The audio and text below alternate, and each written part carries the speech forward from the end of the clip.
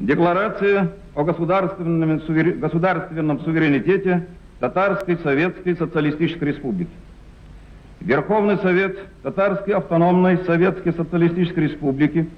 сознавая историческую ответственность за судьбу многонационального народа республики,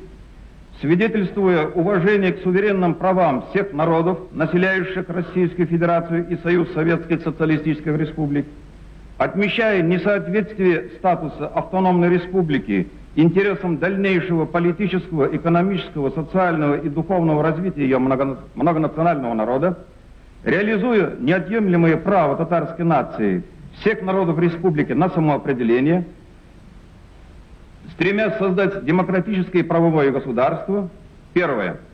провозглашает государственный суверенитет Татарии и преобразует ее в Татарскую Советскую Социалистическую Республику, Республику Татарстан.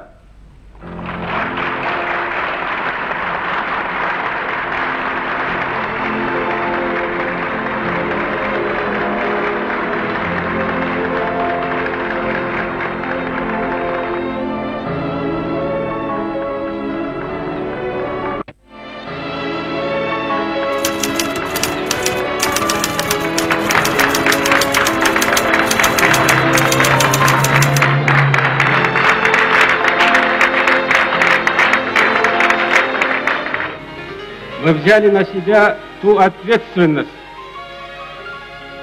никому которого еще не приходилось испытать в истории нашей республики.